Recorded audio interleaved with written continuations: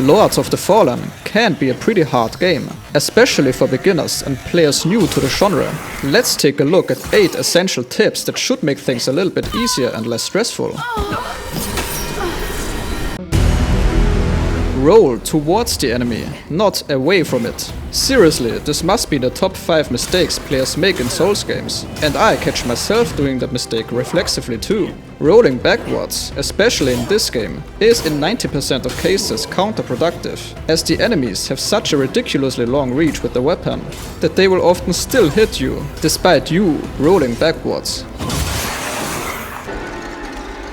While in most other Souls games you're usually fine if you basically ignore the ranged options like bows, crossbows and throwable items, you really shouldn't ignore them in this game. It won't take long until you reach the very first area that will punish you immensely and without mercy if you choose to blindly run into it without checking for enemies first, and ideally pulling a few of them away from the hotspot.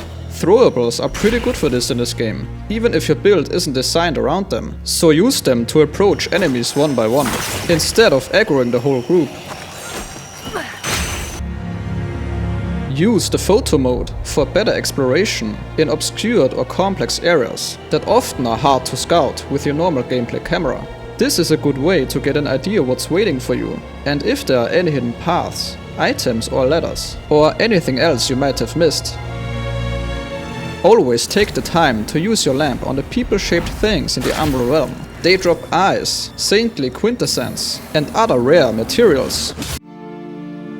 Level up your HP first, or more specifically, your vitality, since you won't really find a lot of weapons that scale well until later in the game. Generally, focusing your early level ups on your vitality and endurance before putting your points into the other stats is recommended, as both higher health and stamina can make things much more forgiving at the early stages in the game.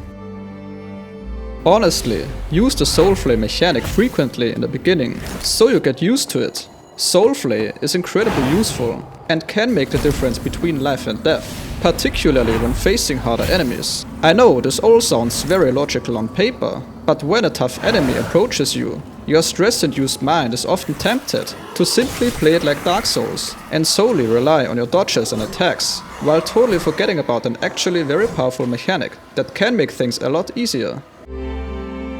This is a thing in most Souls games, but it is absolutely crucial to get the most out of the game. You should always exhaust all dialogues with NPCs.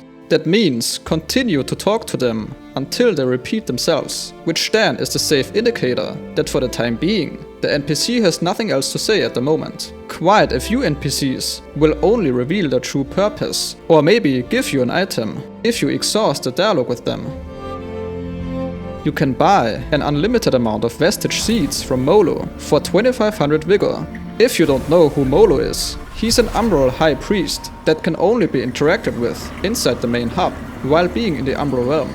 You can use those Vestige Seeds to place your own Vestige, aka Bonfire, in the flower beds you discover, which is particularly useful if you're in a difficult area. Molo also offers other useful services, like upgrading your Umbral lamp, which you should definitely keep an eye on as well, as it does make quite a bit of difference. And that's pretty much what I think beginners should definitely be aware of. If you found this video helpful, a like or comment is immensely appreciated. See you next time.